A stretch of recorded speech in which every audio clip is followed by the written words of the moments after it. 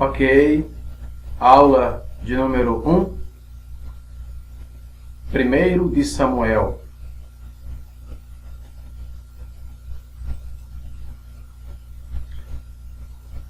Houve um homem de Ramataim, Zofim, da montanha de Efraim, cujo nome era Eucana. A palavra Eucana significa roguei ao Senhor. Eucana, em hebraico, roguei ao Senhor. Filho de Jeorão, filho de Eliú, filho de Torru, filho de Zuf, Efrateu, né? Lá de Efrata. O fato dele morar na montanha de Efraim não significa que ele era efraimita, ok? De acordo com o 1 de Crônicas, capítulo 6, Eucana e, consequentemente, Samuel eram levitas, ok? Se não fosse levita, não poderia ser sacerdote, né? Pelo menos na cultura judaica. E este tinha duas mulheres. O nome de uma era Ana. A palavra Ana, em hebraico, Haná, significa graça de Deus. Ok? E o nome da outra era Penina. A palavra Penina significa pedra preciosa. Pedra preciosa. E Penina tinha filhos, porém Ana não os tinha. Ok? Um detalhe aqui. Eucana, na verdade, ele não tinha duas mulheres, né? Na verdade, Ana era a esposa dele. E segundo estudiosos, há a possibilidade de Penina ter sido a concubina e não uma esposa. Ok? Muito bem. E subia, pois, este homem da cidade, e de ano em ano, né? No sacrifício anual, já que ele era levita, a adorar e a sacrificar ao Senhor dos Exércitos em Siló. Estavam ali os sacerdotes do Senhor, Ofni e Finéias. Né? A palavra Ofni significa pugilista, né? Ou pertencente ao punho. E a palavra Finéias significa mouro, o escuro, mouro. Os dois filhos de Eli, e esses eram levianos, né? Filhos de Belial. Sucedeu que no dia em que Eucana sacrificava, dava a ele por esposa Penina, sua mulher, e a todos os seus filhos e todas as suas filhas. Porém, a Ana dava uma parte excelente. Por quê? Porque, segundo estudiosos, Ana era a sua esposa legítima e ele a amava muito. Ok? E a sua rival, versículo 6, excessivamente a provocava para a irritar, porque o Senhor lhe tinha fechado a sua madre. Assim fazia ele de ano em ano. Sempre que Ana subia à casa do Senhor, a outra a irritava. Por isso chorava e não conseguia comer. Então Eucana, seu marido, lhe disse: Ana, por que choras? E por que não comes? E por que está mal o teu coração? Não que sou eu melhor do que 10 filhos?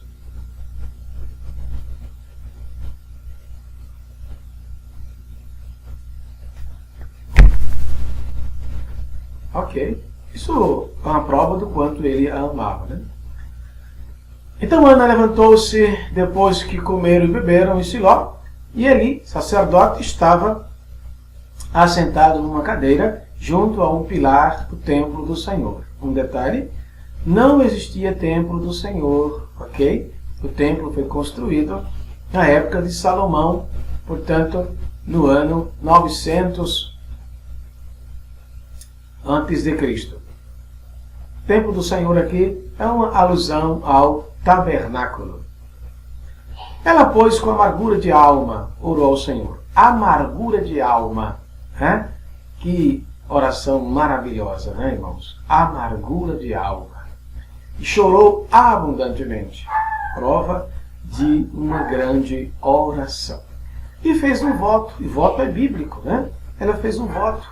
Senhor dos exércitos, se benignamente atentares para a aflição da tua serva, e de mim te lembrares, e da tua serva não te esqueceres, mas a tua serva deres um filho homem, ao Senhor o darei todos os dias da sua vida, e sobre a sua cabeça não passará navalha. E sucedeu que, perseverando ela em orar perante o Senhor, Eli observou sua boca, porquanto Ana no seu coração falava, só se movia os lábios.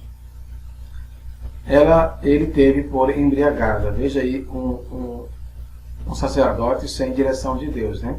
A palavra Eli significa Deus, o Altíssimo é meu Deus. Deus é meu Altíssimo, né? Então, ele não tinha visão de Deus, né? Achando que ela estaria embriagada. Até quando estarás tu embriagada? Aparta de ti o teu vinho. Veja a resposta dela no versículo 15. Não, Senhor meu. Veja o respeito que ela tinha ao sacerdote daquela época, o pastor da igreja, vamos usar esse termo. Eu sou uma mulher atribulada de espírito, nem vinho, nem bebida forte tenho bebido, porém tenho derramado a minha alma perante o Senhor. Que bonito, né? Não tenhas tua serva filha de Belial. A palavra Belial significa perversa, pervertido, pessoas que não têm comunhão com Deus ou aproximação com o Senhor. Não tem respeito e assim por diante. Então respondeu ele, vai em paz, o Deus de Israel te conceda a tua petição. Ok? Dali por diante, o semblante de Ana já não era mais triste, né?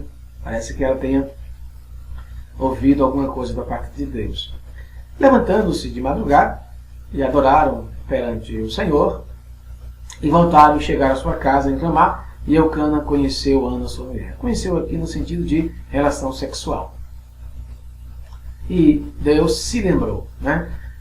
A expressão se lembrou aqui deve ser entendido como uma expressão antropopática, antropopatismo, né? É a linguagem dos sentimentos. Deus se esqueceu de Ana e agora se lembrou.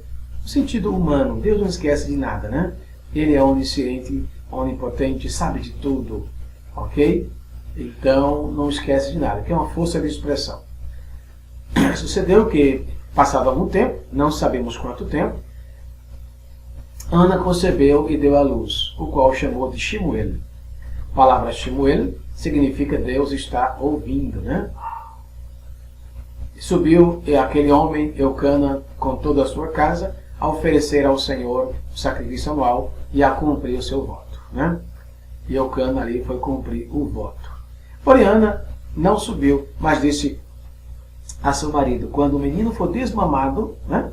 Então o levarei para que apareça perante o Senhor e lá fique para sempre. Desmamado aqui no sentido de, segundo estudiosos, 2 anos em média. 2 anos em média, 2, 3 anos no máximo, né?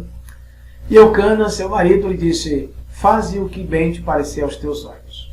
Parece que Eucana tinha compreendido o voto que Ana tinha feito ao Senhor. E quando ele desmamou, né? Então, havendo desmamado, tomou consigo com 3 bezerros e uma efa de farinha e um odre de vinho e levou à casa do Senhor em Siló, e era um menino ainda muito criança. Ok? Média de 2, 3 anos de idade. Média de 3 anos de idade. E degolaram um bezerro e trouxeram o menino a Eli. E disse ela, meu Senhor, viva a tua alma, meu Senhor, eu sou aquela mulher que esteve aqui para orar ao Senhor. E começou a contar a história para Eli. Ok? E no versículo 28, por isso também ao Senhor eu o entreguei. Então Ana entregou ao Senhor e Samuel passou a ser nazireu de Deus. Por isso que em sua cabeça não passou navalha. Ok? O termo nazireu significa separado. Né? Muito poucas pessoas consideradas na Bíblia como nazireus. Primeiro, Samuel, depois Sansão, né? Ou melhor, primeiro Sansão, depois Samuel, depois João o Batista, ok? Considerados nazireus de Deus. E você pergunta, pastor, e Jesus era nazireu? Não, Jesus não era nazireu. Se considerarmos assim, ele o era, porém, em termos espirituais, ok? Então orou Ana e disse, meu coração exulta ao Senhor, meu poder. Aqui Ana faz uma oração maravilhosa ao Senhor, né? Vou apenas destacar alguns textos aqui. Versículo 3, são as obras pesadas na balança, né, irmãos? Deus pesa nossas obras na balança. Jó disse, pesa-me em balanças fiéis e saberá Deus a minha sinceridade, né? Aqui no versículo 5, ela dizia, até a estéril deu à luz 7 filhos. Né? Dá a entender que Ana teve 7 filhos, e não é verdade, tá? Se você analisar o versículo 21 do mesmo capítulo, você vai ver que Ana teve, depois de Samuel, mais 5 filhos, totalizando 6 filhos. Pastor, por que é dito aqui 7 filhos? 7 no sentido de perfeição, não no sentido de número em particular, mas de perfeição. Ou seja, até estéril deu o número de filhos completos e perfeitos diante de Deus. Na verdade, Ana não teve 7, mas teve 6 filhos de acordo com o versículo 21. Ok? Versículo 6, o Senhor tira a vida e dá e faz o que quer. Portanto, suicídio não tem salvação. Aqui entra a questão do suicídio. É um passaporte para o inferno. Quem tirar a sua vida, perdeu a sua salvação. Versículo 8. Levanta o pobre do pó. Assim ele fez com muita gente, né, irmão? Levantou Salomão do pó, levantou Abraão do pó, levantou Isaac do pó, Jacó do pó. E estes homens se fizeram grandes homens na sua presença. Ok? Então, Eucana foi arremar a sua casa, porém o menino ficou servindo ao Senhor. Ficou ali, servindo a Deus perante Eli. Era, porém, os filhos de Eli, filhos de Belial, né? Filhos rebeldes, filhos pervertidos, filhos inconversos, desobedientes, que não conhecia a Deus, né? Tem muitos crentes na igreja que não conhecem a Deus, né? Tem lá seus 5 anos de crente, 6, 10 anos de crente e não conhece ao Senhor. Sim, se anda de qualquer jeito, de qualquer maneira, faz o que lhe apraz o seu coração, não conhece ao Senhor. Estando cozendo a carne, vinha um moço, sacerdote, com um garfo de 3 dentes e em sua mão ele tirava e comia antes de queimar a carne, enfim. O que ele fazia, olha o versículo 17. Era, pois, muito grande o pecado destes moços perante o Senhor, porquanto os homens desprezavam a oferta de Deus pela maneira que eles se comportavam diante dos sacrifícios. Porém, Samuel ministrava perante o Senhor, versículo 18, sendo ainda jovem, vestido com efode de linho. Efode é uma espécie de avental. Eu pus aqui, uma espécie de avental, ok? Sua mãe lhe fazia uma túnica pequena e de ano em ano lá trazia quando com seu marido subia para oferecer o sacrifício anual. E ali abençoava a Eucana e sua mulher, né? Portanto, eles eram abençoados pelo sacerdote. Visitou, pois, o Senhor a Ana e concebeu e deu à luz mais 5 filhos, como já falamos aqui no versículo 21. Portanto, o número de filhos que Ana teve não foi 7, foi 6 filhos. Ok? Versículo 22. Era, porém, ali já muito velho, e ouvia tudo quanto seus filhos faziam. Parece, no entender do texto, parece que ali não era aquele pai de pulso firme, de modo que eles faziam e aconteciam e o pai não fazia nada. Né? Muito bem. E aqui no versículo 25 diz que era a vontade de Deus querer a morte deles. Né? O Senhor queria os matar, né? Infelizmente. Versículo 27. Veio um homem de Deus a Eli e disse assim, diz o Senhor, não manifestei tal. Enfim, esse homem de Deus começa a contar a história do que Deus fez e dissera aos descendentes de Eli, ok? Que ia abençoar e tudo mais e tal. Esse homem de Deus não sabemos quem era, ok? Homem de Deus. É muito comum no Velho Testamento, porém não sabemos o nome desse profeta. Por que pisaste o meu sacrifício? E começa a falar a respeito do que Deus fizera na vida dele, de seus parentes, tal, de seus descendentes, tal, e ele parece não ter correspondido. Ok? Aí Deus promete no versículo 31, cortarei o teu braço e o braço da casa de teu pai. Ok? Ou seja, dos descendentes de Eli seriam cortados e agora Deus começaria através de Samuel e de seus ascendentes, né?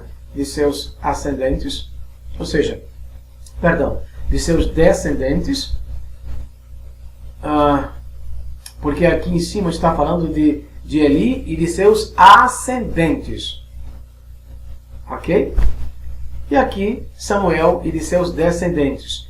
Agora com Samuel, Deus traria um benefício e dali Samuel seria contado como sacerdote fiel e depois dele Deus abençoaria.